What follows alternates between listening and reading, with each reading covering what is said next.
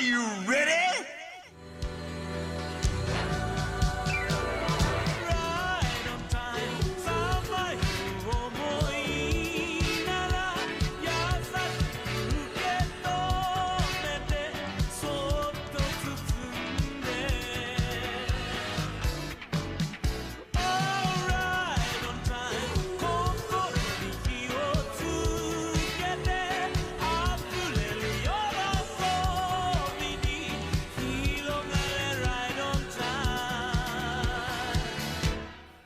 Hello, everybody. It's another Pokemon podcast thing. This time it's 3-in-1 because fuck you. That's why. Or, well, it's more that, not fuck you, but the things that we're discussing are... No, fuck you. You guys didn't watch the fucking first Pokemon podcast. That's true. It was a good discussion. There were only a few comments, I feel like, even though it was really good. And, yeah, I agree. But actually, yeah, that's right. Fuck you. Even though if you listen to this, you're more likely to have watched that episode, and therefore we are insulting the people who we should not be insulting. But anyway, fuck me, I guess. So I guess, like, or what were you going to say? No, I mean, you can continue introducing it. Go ahead. I was just going to, we play Pokemon fucking Yellow. Did you want to do, like, general thoughts, like, quick, brief thoughts, or did you want to just go into our teams right away? Yeah, I mean, we can do general thoughts again in case you have something that... Oh, that's right. You felt we like talked you about missed like our from the last histories a podcast. bit. That's right. Like our history with this game specifically, because for me, this was the first video game I ever like owned personally. I actually have a funny story with Pokemon Yellow because I forget why, but I was like snooping around my parents' bedroom and in my mom's like drawer by her bedstand. I found our copies. This was before Christmas, so this was literally December, and I found Pokemon Yellow in her stuff, basically. And I remember I felt guilty about it, so I like confessed this fact in the car. So because I found my I confessed my Christmas because I found my Christmas present early, basically. And so I was told that I couldn't play it until like next year, basically. So for like a week or so, I wouldn't actually be able to play Pokemon Yellow. I think that ended up not. It was still like. I couldn't play it right away. I don't remember if I was able to play it on Christmas or if I couldn't play it until the day after Christmas. But I remember being sad because my brother was playing it and I wasn't. I just remembered that story. Fucking L, dude. Oh my... See, I kind of get it. Like, yeah, you went through your Christmas presents, but it's also like you got punished so hard for telling the truth that it's like now if you did find your Christmas presents again, it's like I wouldn't say anything. Well, I feel like they couldn't. Maybe I was allowed to play that day, but I feel like it was just the kind of thing where it's like, the guilt, the fact that I confessed was probably enough of a punishment, but they couldn't just like not do anything. Yeah, I mean, I get like that, they weren't actually mad. Like I remember, I'm pretty sure they weren't like legitimately angry with me. Like there was no yelling. They were just like and like I said, they didn't even really punish me that much at the end of the day. I just remember like because I feel like thinking it back, it felt like more of a like pity. Like again, like kind of like they have to punish me because I felt bad about it almost. If that makes sense, but then, like I said, it wasn't at the end of the day too big of a punishment. I did not wait a week to play Pokemon Yellow after Christmas, so yeah.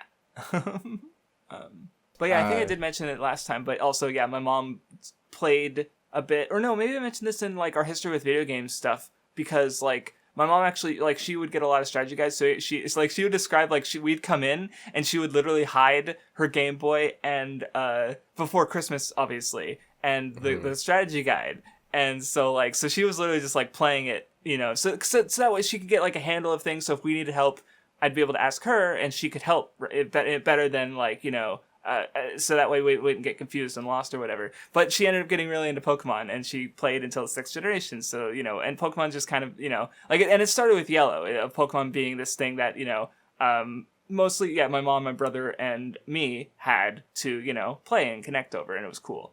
What about you, I guess, if you have any specific memories with Yellow? Yeah, I mean, with Yellow, I think it's like, it's the most... It's the Gen 1 experience that I've gone through the most, probably, just because I don't have Red and Blue, and I know I've, like, emulated it before, but like I actually have yellow on my 3DS, so I can actually just play it. And I'm not entirely sure if I actually beat red and blue when I was emulating it or not. But yellow, I do know I for sure beat because I actually have it. And it's like, you know, I really like playing on handheld systems. So it was something that I did complete. And it's like, you know, mostly how I thought of Gen 1, just because it was just the experience that was the one that I had. And at least when I bought it, it was one of those things where it's like it's the most recent version of Gen 1, so it's like the one I might as well just play. And it has, you know, has all the starters, but after having like, you know, played blue at the very least, and then yellow, I actually feel like I prefer red and blue over yellow. Okay, interesting. We'll talk about it, I'm sure, because because there's things I like about both, but we'll talk about our experiences, I guess. So, if you want to go into our teams, or did you have more about yellow specifically? Okay. I'll go ahead and post my trainer card. I'm actually really excited because we don't know each other's teams at all. No, yeah, except for there's probably Pikachu on it, right? Yeah. So, like last time, like I saw like a little, like I feel like you mentioned you mentioned your team actually, because someone asked you on Discord, so I saw it. And I've also kind of mentioned my team. I don't know how much I gave away, how much you knew, but... Real quick, did you just not evolve your 2 Pokemon, or did you... I genuinely didn't evolve Growlithe. But which one's the second one that you were saying? That's Pidgeotto. Look, is that not Pidgeotto? Oh, if I fucking made that mistake again, hold on, I have to check. Because Pidgeotto has the all red, and Pidgeot has the big, long white and red one. Like if you look at mine, I have Pidgeot on mine. So I know, but I changed the thing that got displayed. Hold on, if I fucking got this wrong, I'm gonna be so it's okay. upset. You just need to do a quick remake. I'll fix it in post. Fuck, I did. God damn it. I did it again. Okay, but no, I was just asking because, like, I saw Growlithe, that makes sense because, like, you know, you want to keep him Growlithe so they can learn the good moves and then evolve him after he gets the best moves, but also, you probably beat the game before you got to that point, so... Yeah, I mean, with Growlithe, it was one of those things where, like, Flamethrower is so... Like, it takes so long for Growlithe to get Flamethrower. And there's no TM for Flamethrower in Gen 1, which I didn't know that. I looked it up, and there's just no TM, which is really No, I had the same thing with terrible. Cloyster, but I just got the Ice Beam TM and just gave him Ice Beam, so then I could basically evolve him right away, because he only really needs Surf and Ice Beam, honestly. But anyway, yeah, so to go through my team real quick, obviously I got Pikachu. I nicknamed him Blitzy, which, so that was actually another name I chose, but for our pet chinchilla. A chinchilla that we had, which honestly, like looking at like actual chinchillas, I think like Fat Gen 1 Pikachu has like closer proportions to a chinchilla than like the actual chinchilla Pokemon, which is honestly like chinchillas are really like they're very fluffy, so they look bigger than they are, I guess, where the chinchilla Pokemon is really thin, I guess. So you know, and I was just also like, again, I was talking how about, you know, Pokemon was also a way I connected to, you know, my mom and family in particular. And yeah, she got a lot of chinchillas. We had like 10 at one point. It was ridiculous because she really liked them and was into them. So, and yeah, Blitzy was the first one we got. So that's what I named my Pikachu. Pidgeot, I named Spiegel because eagle, even though it's a pigeon. Fuck you. I don't know. A lot of these I was just kind of like, okay, I don't know what the fuck to name you. I'm just going to name like the first thing that comes to mind. And then my Clefable. I was originally going to get a Mr. Mime because I don't know, I wanted this. I wanted to try a second Pokemon, and but then it turned out you needed to trade a Clefairy, and I caught one, and I realized actually Clefable is just more interesting to use. So I'm not gonna use Mr. Mime. I'm gonna use Clefable. And I named it because I've been watching Monogatari, or I did finish rewatching Monogatari last month. I thought, okay, Clefable's attached to the moon. The Japanese word for moon is ski, so, you know, Tsukihi, Aragi's sister. I'm like, okay, sure, go for it, whatever, moon. I'll name it after this character, whatever. My Venomoth, okay, this one was weird because I realized it doesn't make any sense. But so because I actually I'll talk about it. I actually used another Pokemon on my team briefly. I used a Butterfree, and I named it Jian, which is named after the current Kamen Rider series. There's a Kamen Rider Jian, who she is one of the writers in Kamen Rider Revice, and she also has an inner demon named Lovekov. And so my Venomoth is named Lovekov because I kind of replaced the Butterfree with, so I decided to keep the Kamen Rider name reference, even though it doesn't make sense. Like with Kamen Rider, at least it makes sense because it's a bug, but this is like an inner demon that's actually like a little snake thing. So I named my Venomoth after a snake thing, a cute little mascot guy. Whatever. I got Marowak, who I named Godzilla because fuck it, you're a lizard or whatever. You're Godzilla now. And then I named my Cloyster Laura after the mermaid character in Tropical Rouge Precure, because mermaids tend to be associated with like clams and stuff in Shelter, Cloyster. So yeah, so like half of them are actually most of them are references. So anyway, go ahead. So for my Pokemon, I tried to try a little harder with the names, but I also didn't fully live up to what I wanted. Like I like all the names, like I think they're good, but it wasn't like the original intention I was gonna go with, because at first I was thinking I kind of want to like try to like make like cuter names for like all, like pretty much all of my Pokemon, and they're not like all like that, but I still think they're pretty good. So Pikachu, his name is Chutaro. It's a play on Hamtaro, but with Chew at the end, because Pikachu, so it's Chutaro. Right. Okay. Pidgeot's name is Polaris because the North Star.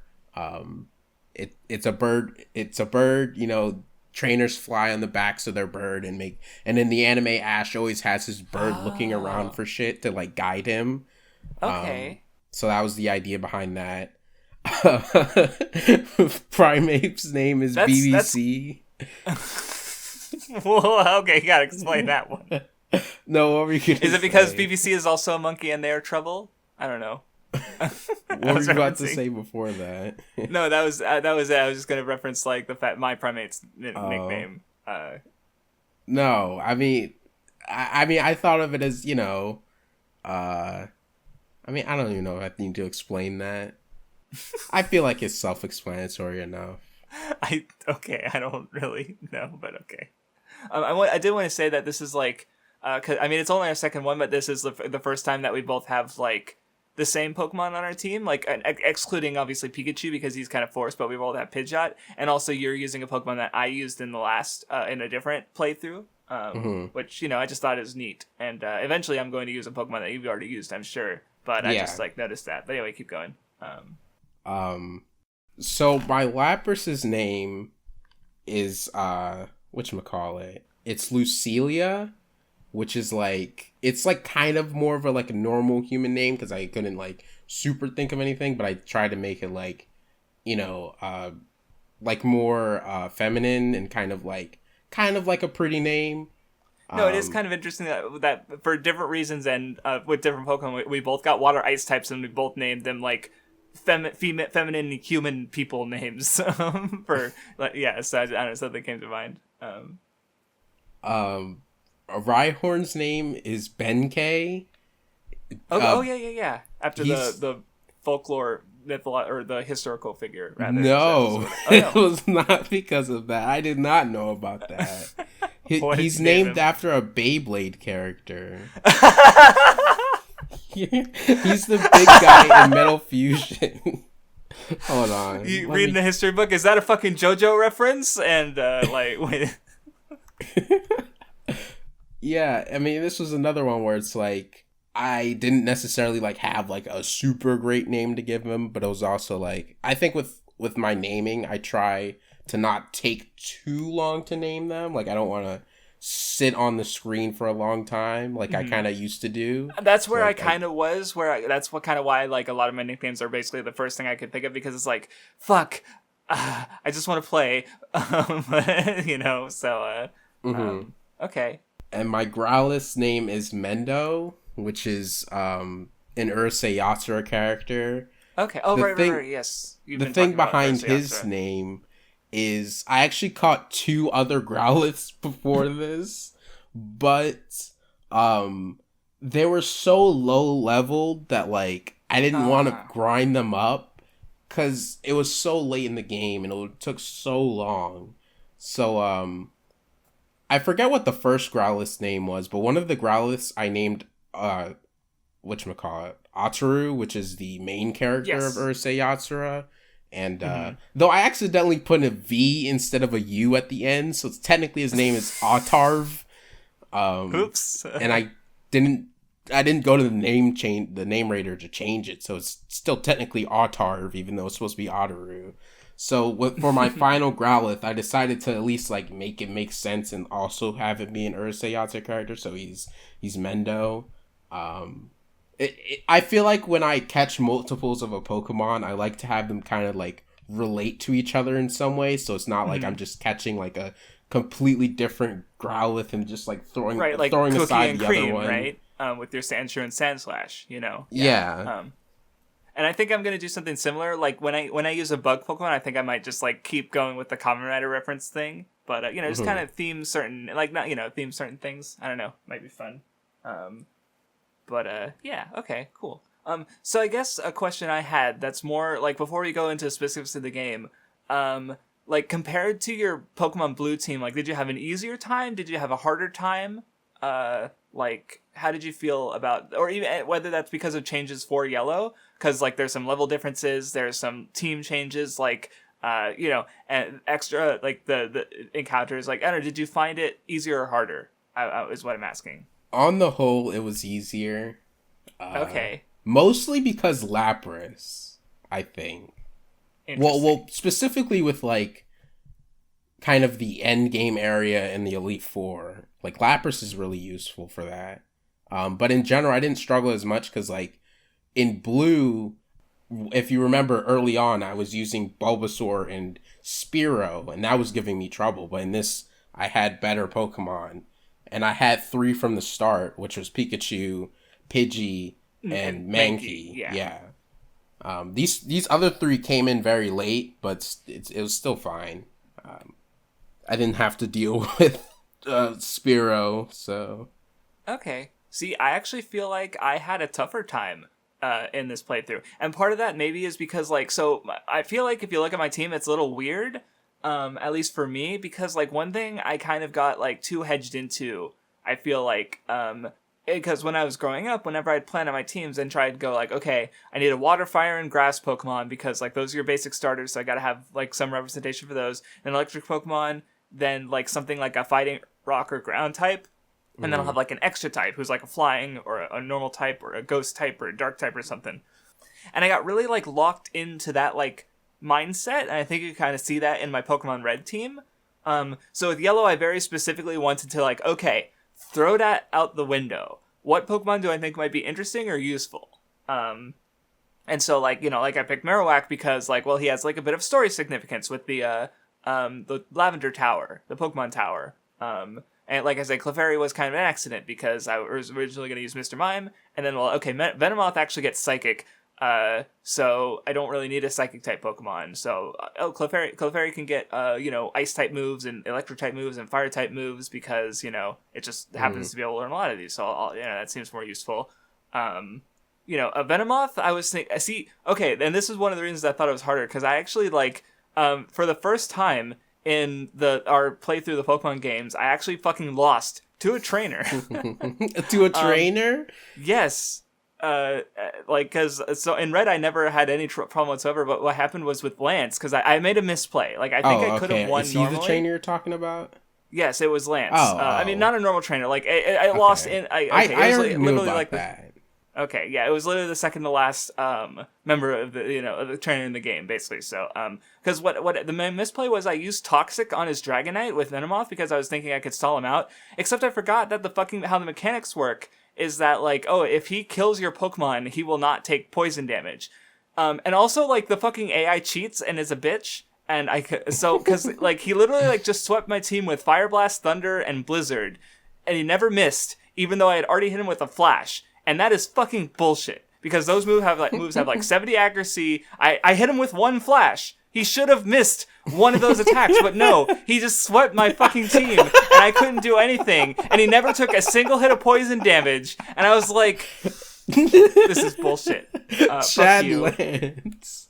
You can, I was like, okay, and then I just tried again, and this time I paralyzed his Dragonite instead of poisoning it, and that way I could actually, like, you know, Ice Beam him and do ×4 damage, and yeah, it was all good. But I was still, like, a little mauled, just because, like, if the mechanics were working as intended, he would have gotten killed by toxic damage, but no! Or at least how they work in later games. So yeah, it was my bad. I made a mistake.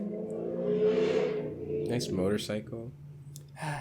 But yeah, so yeah, and I guess, like, even, yeah, for the early game, more so, like, because I know in, like, Gen 5, you know, they make the gym leader, you know, have the type that counters your starter to try and force you to use more Pokemon.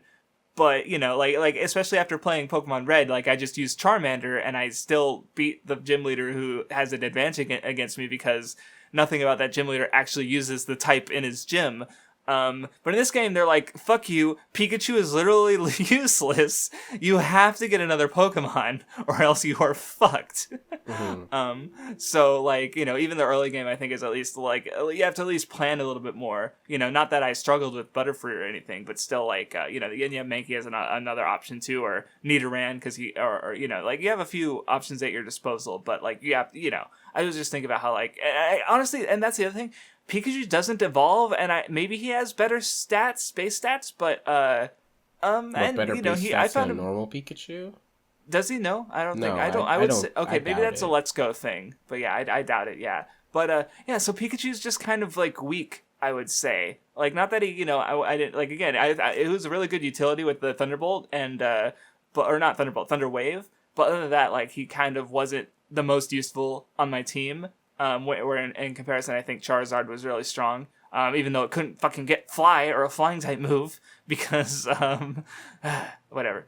So yeah, I do think I struggled a little bit more. And though my team was also lower leveled by the time, because like I would say when I got to the Elite Four in Pokemon Red, my team was like 48, 49. When I got to Elite Four in Pokemon Yellow, my team was like 45, 46. So I definitely struggled slightly more because of that, but I did do it on the second try. Yeah. So yeah, I don't know, but I feel like I struggled a little bit more. Also, fucking Blaine's Arcanine was really strong for some reason, and I was like, what the fuck, why are you so powerful? So, but I don't know. I did also never, like, I never grinded, I never, you know, like, felt the need to, I guess, and, I don't know, because you at least leveled up some lower level Pokemon, but, I had to grind a lot because of the last three in my team. Mm-hmm. Since, like, they were all so late in the game. Like, the Lapras you get at Silphco is like level 15 or something when you first get it, and so I had to grind it up. Oh, 15? Like, I thought it was like 25. Yikes. It's definitely not 25. Hold on, let me look up the exact level so I'm sure. And Growlithe, did you catch at the Pokemon Mansion? Or yes. Yeah. Okay. And he was okay, I think this one was like 31 maybe, but it still takes a lot to like grind them up to like 40. Yeah. Well, because the gym leader is like in the 50s, so you know, like yeah, that's quite. And also, it's also annoying because like all the trainers around are water type. So yeah, just level up your Growlithe real quick. Oh, gotta go somewhere else because everything around here will kill him. Mm-hmm. And yeah, for me, because like the latest Pokemon I got were the Cubone, I got him in the Pokemon Tower where there's a bunch of ghost trainers, and they're just asking to be hit by ground type attacks. And then Shelder was the last Pokemon I got, and he was level 30, and my whole team was level 30 when I got him, so I didn't even really need to. That's so unfortunate. They raised it in the remake to 25, and that's what I was thinking of. Yeah. But yeah. But yeah, it was still an interesting playthrough. I'm glad that I, didn't do my normal team composition, and yeah, it was fun. And I kind of liked having like the being challenged a little bit. Like that's kind of why I like to play RPGs the way I do. And like actually having to think through my moves and stuff. And I mean, if it's just like, okay, paralyze this really strong Pokemon so they don't completely fuck me. So yeah, I was just curious. So I mean, in terms of the difficulty, I again, like throughout most of the game it was easier, but I would say the Elite Four was a little more difficult. Like I was a little closer to losing on I think it was blue that kind of got me, if I'm remembering correctly. Because I had to heal a lot more than I usually did, and I think I did something where I wanted Pikachu to get a kill or something, so I switched him in, and it like messed me up because it was actually because I wanted to beat Blue's final Pokemon or something with Growlithe, and I switched him in, and I played in a certain way that I wanted to set up Growlithe for it, and that's what really messed me up. So I ended up needing to like heal up. I needed to revive Lapras because he ended up dying in some kind of way, and he was like carrying me a lot, and I needed him to finish off like the final Pokemon. But I mean, and it was like one of those things, and I also kind of didn't want to use any revives in Elite Four, but I ended up not in the middle of a battle, but I ended up just doing it because I was like, I'm not gonna re-challenge the whole like Elite Four. I'm just gonna revive Lapras. But yeah, I mean, it wasn't like smooth sailing there, but I was like obviously pretty underleveled because I didn't, I'm still underleveled, and I do have the Pokemon. I played this game with set instead of shift or whatever it's called. I did it the other way around, which helped for sure. Oh, okay. I did it because you did it last time, so I was no, like, that's fine. That's fine. I'll explain because one thing I just want to say that Lance was because what they did because in red and blue, all these dragon type Pokemon have agility. So you send out a poison Pokemon, and he's just going to use agility and let you beat the shit out of him. He doesn't have agility anymore in Pokemon Yellow, and I didn't know that, so I sent out Venomoth, and I'm like, I'll just like hit him with Toxic, and then while they're just constantly agilitying, I'll just like slowly pick out him away. And they're like, no, Fire Blast, Thunderbolt, Thunder, and I'm like, so that didn't work. Because basically I was trying to exploit the game's dumb AI, and the designers were like, no, we decided you can't do that anymore. And it's like, oh, okay. But yeah, I guess to go back to why I was using Switch instead of Set, is because like I think my attitude with Yellow was that, and maybe I know it's not because you were like pushing me to finish it. I think it's also just because like I literally just played Pokemon Red, which is mostly the same and like 90% the same, I would say. Yes. And like I just kind of want like when I played Red, I talked to all the NPCs. I was really kind of I still follow the trainers in Yellow. But I was definitely like poking around more and like getting more engaged with Pokemon Red. Where with Yellow, I kind of just wanted to be done with it a little quicker, hopefully. Which ironically, I didn't, because even though in Pokemon Red I went to the Seafoam Islands, I went to the power plant, I caught Mewtwo. In Pokemon Yellow, I skipped the Seafoam Islands. I literally just like followed the trainers, then flew, and then just followed the train. I just went the back way through Pallet Town and surfed down. I didn't touch the power plant. And it still took me like 5 more minutes of overall playtime to beat Pokemon Yellow, just because like I don't know, I just struggled more or something. So yeah, but yeah, like I wasn't talking to every single NPC or whatever like I did before. So maybe there's some other differences I missed out because yeah, I just played this game and I kind of I still want to talk about it, but like yeah, and so I did kind of set it to Switch just so I could like better control because it's literally just like free turns and free switches, like it's but yeah, I mean that's definitely fair enough, and I did think about setting it to Switch just because it's like when I'm grinding up these 3 Pokemon who took a while, you don't want to switch them in when you're trying onto dangerous Pokemon. I did set it to that when I was grinding them, but it was just against wild Pokemon. It's not like I battled a bunch of trainers like that, so it didn't really affect anything. Right.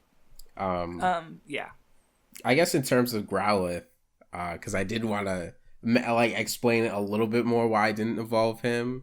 It wasn't entirely just because I was waiting for Flamethrower, because like at a certain point I knew I wasn't gonna get to the level to get Flamethrower before I just completed the game, and I already bought a Firestone preemptively before I even caught Growlithe. I had it with me the entire time. I could have just used it, especially when I was in Elite Four. But I was like, I felt like it would be cool to beat the game with a Growlithe and like not evolve it and do what Ash does. I'm watching the anime. He doesn't evolve a lot of his Pokemon. Yeah. So it was like, I kind of wanted to do that and see how it goes. And Growlithe was like surprisingly pretty decent. He actually was putting in some work. Obviously I couldn't set him up well for Blue. I really didn't really use him against Blue, but I did use him. He wasn't that bad. It's really just like I got him so late in the game, and I obviously don't have that many people to battle with. It's kind of that situation I had with Guru Lashitma, where he was just so late that it's like, I can't really use him that much. Mm-hmm. But it was cool. Yeah. See, and I guess to force you to talk, not force you to talk more, but more like incidentally push you to talk more. Cause yeah, I do remember the Pokemon anime, and I do remember, like, cause the biggest difference with Pokemon Yellow is that it is kind of like taking things that the anime did and incorporating them into the game. Pikachu follows you, like, you can't catch Weedle, exclusively because Ash fucked up trying to catch Weedle, like, early on in the series. Or, like, obviously you have the Team Rocket mini-boss battles that, like, completely caught me off guard, like, the first 2 or 3 times, because I was like, fuck, I just played this game, but I don't remember you guys because you weren't in it, so, like, I just got, like, okay, I'm almost out of Mount Moon. My Pokemon are really weak, but we're about to get to a Pokemon. Oh, shit! Like, whoops, they're fucking bullshit. And yet, like, Lieutenant Surge, he only has the 1 Raichu, that's a super high level. So yeah, I don't know, like, you just watched basically the whole Indigo League series. So yeah, how did you feel about the game going through it while also seeing in the anime why they made these changes to Pokemon Yellow, basically, I guess. Like I thought it was neat. Like, it definitely helps somewhat justify Yellow as its like own thing, as an extra like game to release after they already did red and blue or red and green. But I don't think the references are like that well done that it's like I really feel something for this, or like it does feel like it's fair enough to think this is the version to get if you don't have red and blue, but I don't think it changes the game that much. Like Jesse and James being there, for example, is neat, but I don't really think they ever like do anything. Like, I don't even think they have like a good like send off for the final battle you have with them. I don't even fucking remember. Yeah, they kind of just say their usual lines and they fight you with their team, and it's like, oh look, they use the same Pokemon, and they never evolved their Meowth, even though their other 2 evolve, and it's like, yeah, that sure is a fight that happens. I do like having Pikachu follow you around, and I like how like if you talk to him, like if he's poisoned, he's got a unique expression. I think there's one if you like surf and come onto land and don't come up with Pikachu, I think immediately, or like, I don't know, there's he's got some weird silly ones that you can find. It's just cute, and of course just generally seeing him go from like being grumpy and not caring, just like in the show. I don't know, it's cool. Also the bit crunched Pikachu fucking sounds that he makes are really well, when he like dies. Yeah, or just like, no, he makes numerous, like when you send him out in battle, yeah, when he dies, when you talk to him, like, yeah, he'll make Pikachu noises, and it's really, I don't know. Yeah, they're really good. Like the other Pokemon references with like the 3 starters were something I felt like I kind of wish they could have did a little more with that. Like with the Squirtle situation, it's like implied in the game that it kind of happened, sort of like how it happens in the anime, except Officer Jenny just solves it in the game and then she just gives it to you. But like, I don't know, they could have made you like battle with at least one of the starter Pokemon, like you kind of like Ash did with Bulbasaur and Squirtle, but it's like not really there. They're just kind of like handed to you, which is like fine, but it's also I don't know. Yeah, I don't know. I don't think like again, I don't really think the integration of the anime is like super special for the game. That makes sense. And I kind of just prefer, I honestly just prefer like red and blue, just like choosing a starter between 3 and just kind of using that. And like technically once I get all the 3 starters, I could just like pick which one I want to use, but right, in our case, we personally pick none of them, yeah. Pure experience of just picking a starter, and your rival picks whatever. You didn't like, the like the opposite, the strong. I'm pretty sure in this game is the stronger, the one that's stronger against yours. Yeah, I don't know. Or which one? What? In this game? Your rival picking the stronger Pokemon that against yours. Whereas like in yellow, unless you're like really bad, he's probably always just gonna have agility on, to be honest. Yeah. Right. Though I did notice that he's even more of an asshole, because in the red and blue, he picks I'm gonna pick this one that happens to beat yours because I want the strongest. In this one, he literally just like, you're about to pick up Eevee and he kicks you out of the way and literally takes it in front of you. Like, he's even more of an asshole in this game. Mm-hmm. I thought that was funny. But yeah, no, that's fair. Because yeah, like I did mention the difficulty. I could have just picked up, like a Charmander again if I really wanted to, but I didn't. Because yeah, having the starters, you just have like what are the Pokemon you can't get in the game? It's like fucking, oh no, Beedrill, Arbok, Weezing, Persian. Like, they're not exactly the strongest Pokemon you like definitely want to have. So it's not so yeah. Is it also? Can you get all the starters? You can get all the starters. But anyway, what's is it also like the same thing for you, where like since you get all three of the starters, it almost makes you want to use none of them?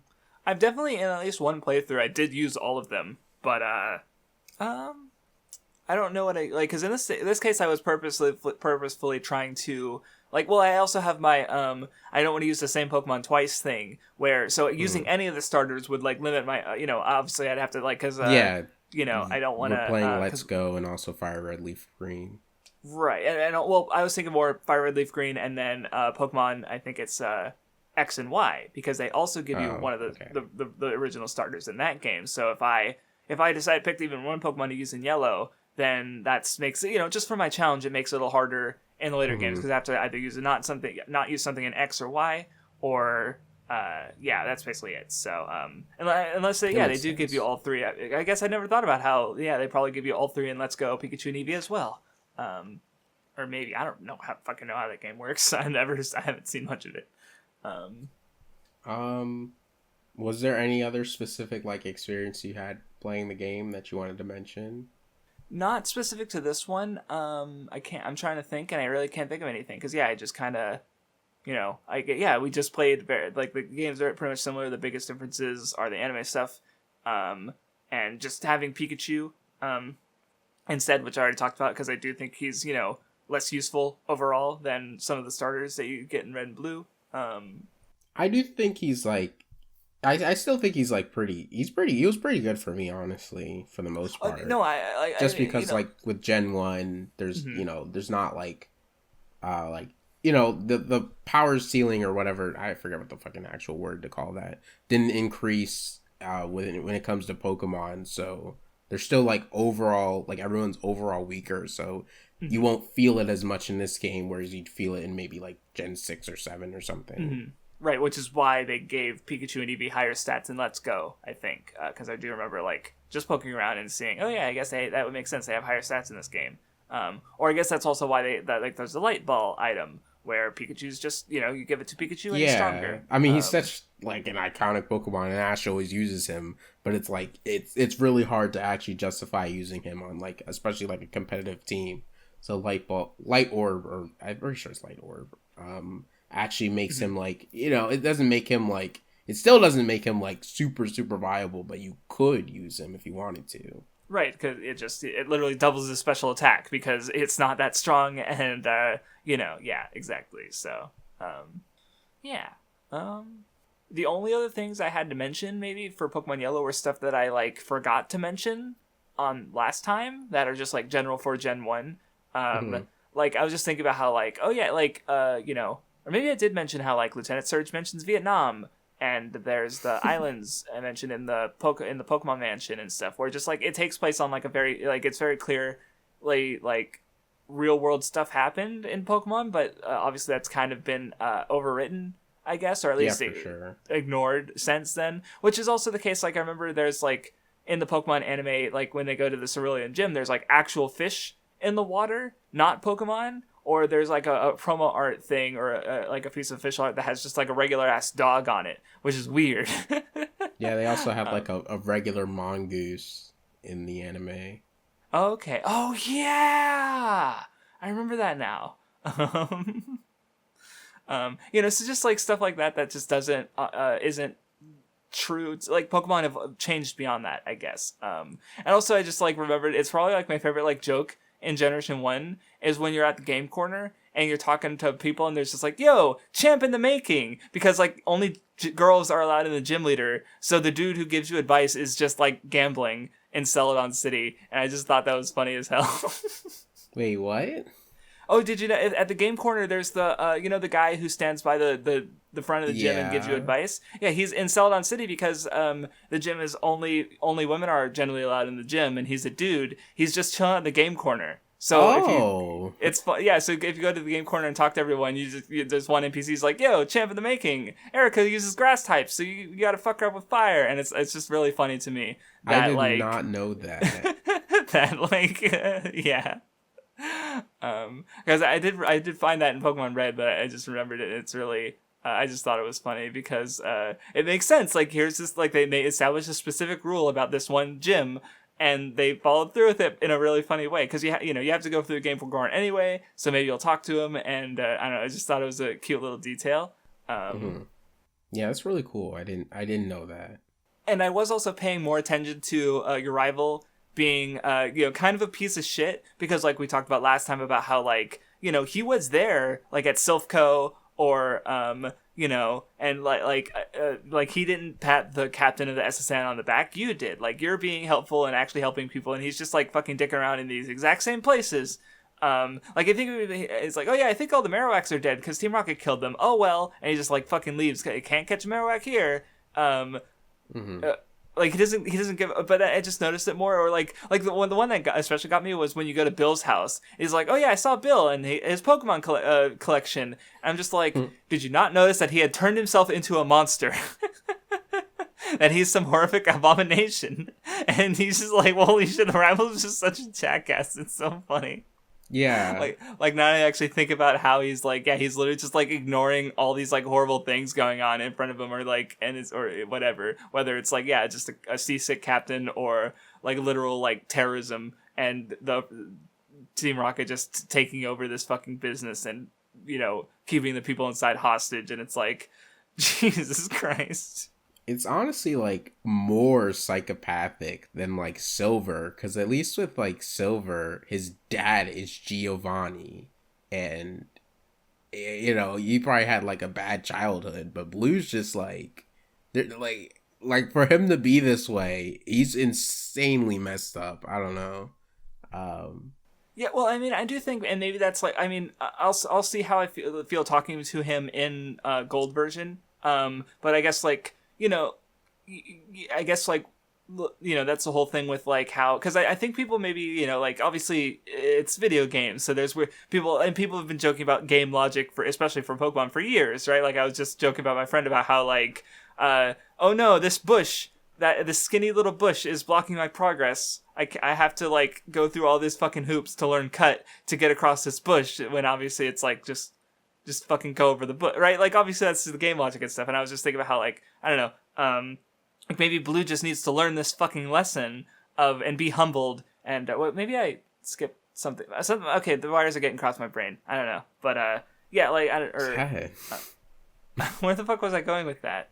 Were you gonna mention what we talked about in the last podcast, like where you beat your rival and you humble him and kind of like... Oh, no, I was just... No, people making jokes about Pokemon. Because people like... Because obviously the way Oak is like, what's his name again? And then, yeah, he becomes the champion, and he's like, oh shit, the red is the champion. I'm going to duck you. Like, he's just like... But also, like, yeah, he is being a piece of shit, and he needs to grow up and be humbled, So I was... Sorry, I just going on a tangent about, like, game logic and... because people making jokes about things in Pokemon, because I have seen people joke about and make comics of whatever of Oak being dismissive towards the rival, but it's like, he's a fucking idiot child and he needs to grow the fuck up. So like, it makes sense on a character level, I think, even though obviously not like like, what's his name again? Like, that's a little bit of a silly, but that's also like kind of outside the game in the first place. But But yeah, I guess I did appreciate like that, aspect of like, the two, the main Red and Blue, the characters, and then Oak a bit replaying, playing Yellow after our discussion, I guess. So yeah. Yeah. Yeah, I don't know if I have like that much more to say about the game, since again, this is the second time we're talking about basically the same game. Mm-hmm. But yeah, I am looking forward to talk about Gold and Silver. I played the game for like 4 minutes, and because I just started my file, and I already have like something I noticed, and Okay. so yeah, I'm looking forward to talk about that. Yeah, I did also start. I'm farther though. So. I know, but and then so I guess if we're ready to move on. Yeah. All right. First, so yeah, basically we had a big list of things we wanted to check out, and these two things are very specifically like not worth a whole episode, so we're just kind of like tacking them on at the end of Pokemon Yellow because this already is going to be a shorter one, which is probably also going to be the case for like Pokemon Crystal, Pokemon Platinum, all those other Emerald, all those other honestly games. maybe not Platinum. Maybe not Platinum. Know. Yeah, we'll see. But anyway, I'm just a little slightly worried for all those games that again, we're playing the same game twice, so we'll see. But so yeah, we went through quote unquote. We both played a little bit of Mendel Palace, which was Game Freak's game that they did before Pokemon. That Craftsdwarf loved. You put it on his 3x3 of games. Absolutely, he gave it a 10. Like he was really raving 10. about this game. Like he said it's his new favorite Boomer game. So I think you guys should really check it out. I hate you. Yeah, I didn't really notice any particular like Pokemon connection with Mendel Palace. Like maybe some of the designs, like there's a swimmer guy and there's a swimmer trainer. Yeah, I mean Pokemon. My thing with it, Pokemon invented swimming.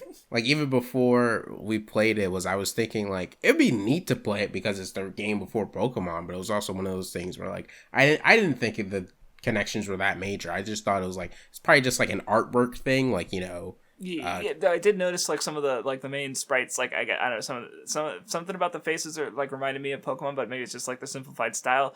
Like yeah, it's like yeah, it happened to be in Game Freak, and it's just this. No, it's just like a little kind of puzzle game where you like flip tiles and get annoyed to death.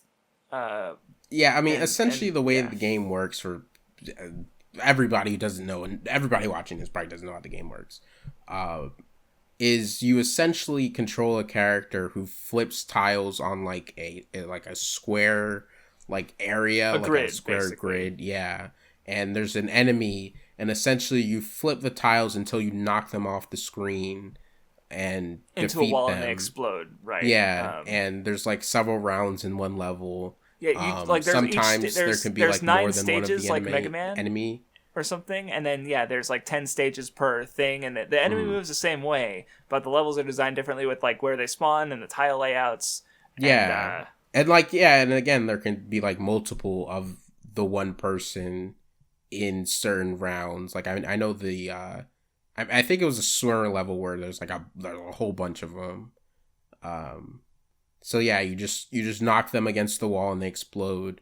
And I'm sure like if you actually mastered the game, you can like chain together like tile flips, because I know there's certain times where you flip a tile, then multiple tiles flip at once. And I'm sure that would be really helpful for knocking off a bunch of enemies. But I mean, it definitely wasn't something that I knew how to set up, so I wasn't getting that like satisfaction out of the game by doing that. But I'm sure if like someone figured it out, you could do that. But it's not super clear on how to do that and like what everything means. I even looked up the actual manual for the game. Like I found actual like scans of it and looked at it, and it doesn't explain how to play. So you would just have to figure out how to chain those tile flips together and like know how to predict how the tiles are gonna like react. Mm-hmm. What did you think of the game, since it's one of your new favorites? I'm gonna fucking end you. Yeah, I played it for like I did try because I played it once. I beat like one set of levels, and then I tried like a second set of levels, and I got like a game ended in like level 5, and I was like, wow, this game sucks. I don't want to play it anymore. And then you made fun of me, so I went back and I did beat like 9 levels of another stage, and I was like, okay, you know what? No, I can't. I fucking can't with this fucking game. I didn't like it. I thought it was okay. I didn't dislike it, but again, it's one of those things where like I don't fully understand how it works, so I can't get the satisfaction out of doing it. Because again, I think if you knew how to chain together tile flips and do all this crazy stuff, it could be a fun game. But I just don't know how to do that. And I eventually did get stuck. Like I finished all the rounds of one person at first, but then like I challenged another person, and that guy was just going crazy on me. Like even on like in like I cleared all the levels for someone else, but like on this one I got to like round 5 or something, and there was just so many of him, and he was just, and he did this thing where he turned blue and got way faster, and so it was really hard to like, it was just almost impossible for me to beat him once he turned blue. And I didn't know what the rhyme or reason was when he turned blue. Like, was it because I was in the level too long that he turned blue? Or is there some very specific thing? No, I think, because I did a level with, like, I think they were the fatter guys, and one of the, maybe there's 2 different, like, or maybe I think of a different one, but it's like, at, like, stage 5, like, their mechanic changed slightly. Where they'd like try to stomp me back, I guess, and then just generally if the longer the level went on, the faster they got, so that way like you couldn't stall the levels out, I guess, because eventually they get so fast that you can't actually dodge them, basically. But so I don't know if that was like the mechanic change at level 5 to make it harder, or if it's just a time thing where if you take too long, they literally become unstoppable or something. So yeah, I wouldn't know. Yeah, not like, again, I don't think any of us really have Pokemon connections to make just a game we played. No, yeah, it wasn't, no, yeah. I wouldn't necessarily say anybody has to play it unless they like puzzle games or something, or think like, they could try to own us and figure out how to chain together things and make the game make sense, but I could not do that. Maybe if I like really, really tried to look it up and look into people who've played the game and find something, maybe I could find some explanation, but I was not seeing it. I did enough trouble to look up the manual. I mean, it didn't take that long to find the manual actually, but I did at least think of looking at that. So, I mean, that's in my credit. Is there anything else you wanted to mention? No. All right. So the second thing we're talking about, you watched a whopping how many episodes of Ultraseven? 1 episode of Ultraseven. You are not going to watch 47 episodes of it. I know. What did you think of the 1 episode of Ultraseven that you watched? It was boring, and no! I didn't fully follow it. Partially because it was like I was kind of zoning out a little bit because it was like, okay. I just really wanted to be done with it. Like, even when I got to like the episode was 25 minutes and I got to like 12 minutes or 13 minutes, I was like, even though it was only 12 or 13 minutes left, I really wanted to be over. And it was like, oh god. I mean, I kind of expected it because you meme about hitting Toku, and not that you didn't like Chibi or Garo, right? Like, I get that's a meme, but Ultraseven is literally a Toku that I, as someone who like has made videos on Toku and does like it, like, I don't care for Ultraseven very much. Like, I think there's cool things to it. I just like don't give a fuck for the mostly because like, yeah, I just don't like the characters. Like, Dan is fine, but he's also the best character and he's just fine. Like, the rest of the cast I couldn't even fucking name, honestly. But anyway, but yeah, the Pokemon connection is pretty obvious. It was not obvious for me. I have no idea what it is. Oh, did he not use the capsules in episode 1?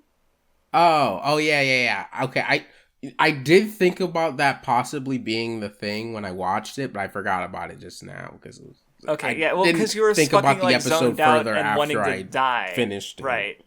Yeah, but he throws out a capsule, and Wyndham, I think, is the first one he uses, and he has a couple others, but yeah, and that was basically a big inspiration for, I think, not only Pokemon, but also Dragon Ball, with the Capsule Corporation, where instead of monsters, it's vehicles.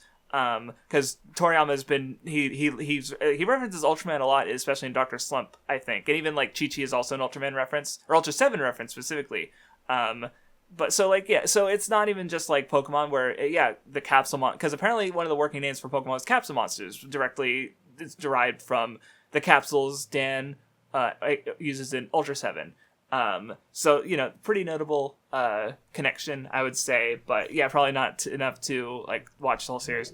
I guess to bring up another general Ultraman connection to Pokemon is I think the thing with Pokemon is that part of it is that there's just there's so many Ultraman aliens that there's going to be some similarities, but it's possible that some aliens in Ultraman, especially maybe more iconic ones, might have inspired Pokemon designs. So I did find two that I think are possible, influences or so here's King, who you might, I feel like he's in some ways comparable to Electabuzz, with the way he has the lines on his torso and the antenna, I guess, on the head. Makes me think a little bit of Electabuzz. Yeah, I guess. And then this is Tekong, who kind of has a lot of proportional similar, and the scales with Golem, I would say.